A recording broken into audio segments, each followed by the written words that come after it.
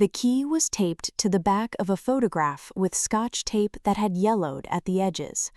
I found it on a Tuesday afternoon in October, 3 weeks after my mother's funeral, standing in her closet with a cardboard box at my feet and the particular smell of her perfume still caught in the clothes on the hangers around me. The photograph was of the two of us. I was 4 years old, yellow dress, her lap, both of us laughing at something outside the frame. The key was small, silver, a number stamped on the bow.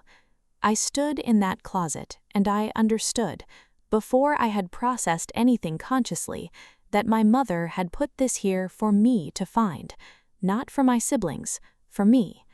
My name is Emily Carter. I am 28 years old. I am an estate paralegal in Millbrook, Ohio, which is the particular irony of this story. I spend my professional life managing other people's estates, and I did not see what was happening to mine until I found a key taped to a childhood photograph in a dead woman's closet. Before I go further, subscribe and leave a like. Drop your city and time in the comments. I read every single one. This story ends in a bank vault on a Thursday morning. Stay with me. Let me take you back. My parents died within 11 weeks of each other. My father, Thomas, first, a cardiac event in March, fast, the kind they describe with words like sudden, that are meant to soften something that cannot be softened. My mother, Helen, followed in June. The neurological condition that had been taking her slowly for 18 months finished the work after my father was gone. I believe she chose it, not dramatically, just stopped holding on. I am the youngest of 4. Lauren is 42, Robert is 39, Diane is 35, I am 28. By the time my mother's funeral was over, Lauren had a spreadsheet. I am not being hyperbolic, an actual spreadsheet, printed, distributed at a kitchen table meeting 3 days after the burial. Lauren sat at the head of the table, our parents' table, in our parents' kitchen, with our parents' coffee mugs still in the dish rack, and she walked us through the proposed distribution with the efficiency of someone who had been preparing this presentation for considerably longer than 3 days. My name appeared twice, once for a piece of furniture, my grandmother's writing desk, which I had mentioned loving at one Thanksgiving years ago, and once for a cash figure labeled Emily's Share, adjusted for prior family support. I looked at that phrase, adjusted. I asked what it meant. Lauren explained. Over the years, my parents had provided financial assistance to me, graduate school support, a car loan, an apartment deposit. She had calculated the total, $31,000 across 5 years. My share of the estate had been reduced accordingly. I sat at that table and did the math in my head. The estate was worth significantly more than $31,000. Did Mom and Dad agree to this? I asked. We're all in agreement, Robert said. Not an answer. I did not sign anything that day. Lauren noted this with the particular note-taking of someone who expected eventual compliance. I drove home. I made dinner I did not eat. I thought about the word adjusted until it stopped meaning anything. My mother died 8 weeks after that meeting. The assets moved quickly. The writing desk arrived in a truck driven by Robert.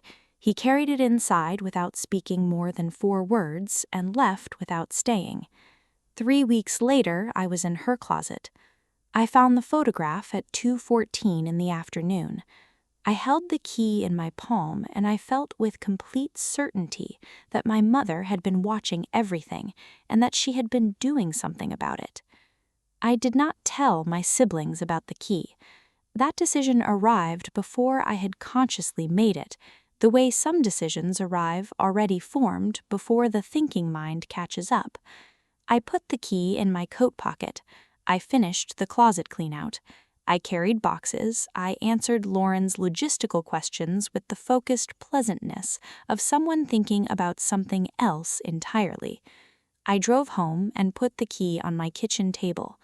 I looked at it for 22 minutes. Then I called my friend, Jess. Jess is 30 years old, a paralegal at a different firm, the kind of person who processes information with the systematic calm of someone who has seen enough family disasters professionally to understand that panic is the least useful response to them. I have known her since law school orientation. She has watched this family situation from the outside with the clarity that distance provides. I told her about the key, about the photograph, about the yellowed tape, about the specific way it had been placed, carefully, deliberately, by someone who understood exactly where I would be and when. "What's the number format?" she asked. I read it to her. "Safety deposit box," she said. "It has to be. That stamp pattern is standard bank issue. And Emily, if your mother didn't want your siblings to find it, she didn't open it at your family's bank." The symbol in this story is the key.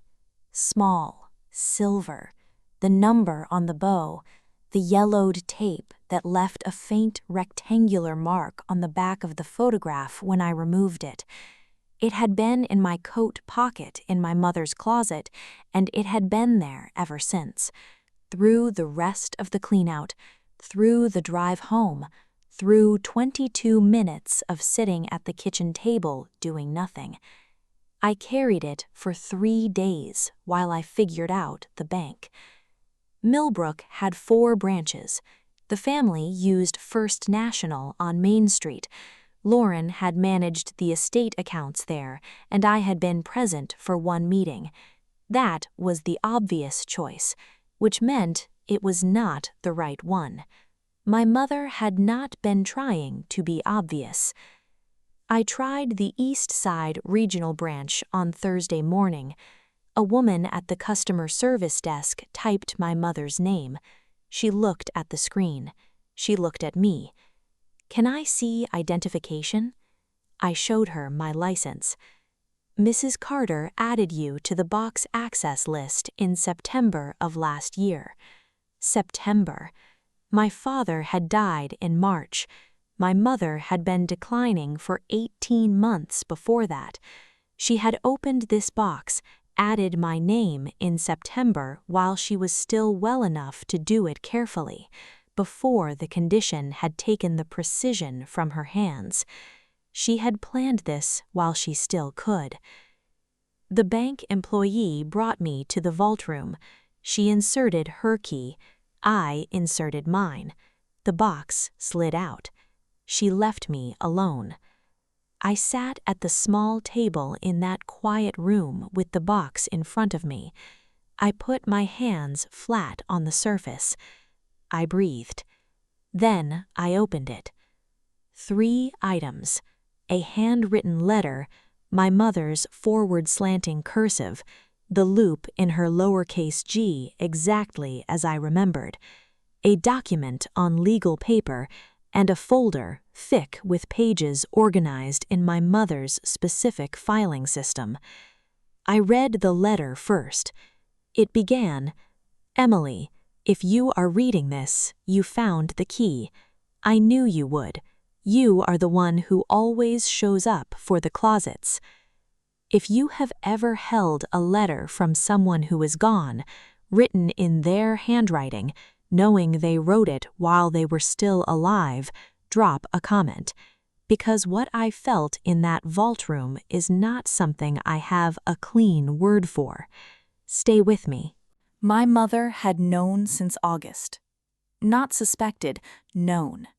She wrote it directly, the way she did everything, without softening what did not need softening. She wrote, "Lauren came to us in August. She came alone. She did not tell the others she was coming. She sat at the kitchen table and showed my father and me a document she had prepared. It outlined how the estate would be distributed after we were gone. It included adjustments for the support we had given you over the years. She presented it as a conversation. It was not a conversation. The outcome had already been decided." I set the letter down. I picked up the folder. 11 pages, my mother's handwriting in the margins, bank records, dates, a note from October. L came again with R and D. My father was less well this week. They presented the same document. My father did not remember the August meeting clearly. I did not correct them. Another note, November. Spoke to an attorney on the East Side. Not James, someone they don't know. Asked about Ohio will validity. She answered my questions. I went to the bank branch Thursday. Added Emily's name. Another, January, 8 weeks before my father died. The document L has been circulating has signatures. I did not sign anything with my name on it after August. I am keeping records of everything. She had watched it happen. She had documented it, and she had spent the months she had left building something that would outlast her. The second will was valid. I could see that immediately from my work. Notarized, witnessed by 2 strangers whose names I didn't recognize, dated November 15th. The distribution it described was different from Lauren's spreadsheet in ways that were significant and not subtle. My name appeared in it without the word adjusted. I called Jess from the parking lot. She answered before the second ring. I read her the relevant sections. She was quiet while I talked. When I finished, she said, "Emily, this supersedes anything they filed. When is the will Lauren submitted dated?" I told her. "Your mother's is 4 months later, Emily." A pause.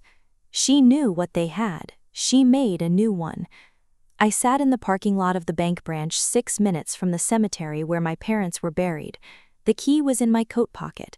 I took it out and held it. Jess said something I had not expected. She said, "I want to say something that has nothing to do with the legal situation. Your mother went to a bank alone. She went to an attorney alone.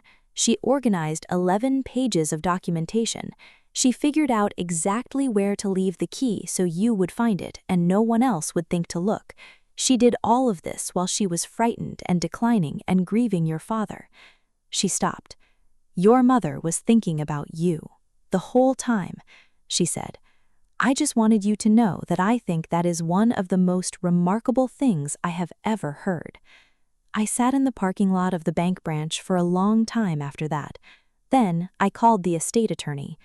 That subscribe button is right there, because what happened when I filed the motion and what Lauren said when she found out, neither of us saw coming, not fully. The estate attorney's name was Scott Hargrave.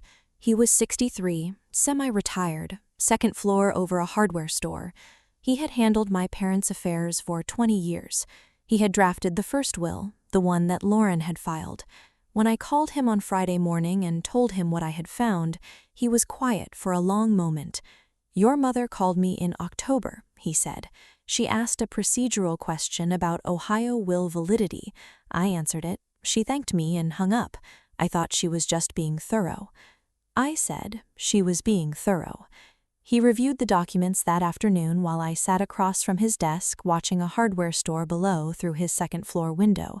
A man loading birdseed, a woman returning a ladder.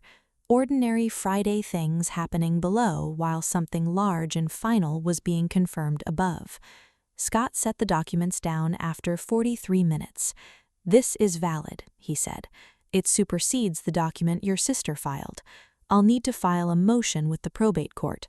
There will likely be a challenge." I said, "From Lauren?" "Almost certainly." I said, "File it." The challenge came 6 days later. Lauren called me the afternoon before the filing. She had heard from the probate court, which meant she had someone watching. Her voice on the phone had the specific quality of someone who had prepared for anger and found something less predictable waiting. "Mom wasn't well," she said. "Whatever she signed in November." I said she was well enough to go to an attorney alone. She was well enough to open a safety box. She was well enough to write 11 pages of documentation about what you brought to their kitchen table in August. Silence. She knew, Lauren. She knew in August. She spent the months she had left making sure I was protected.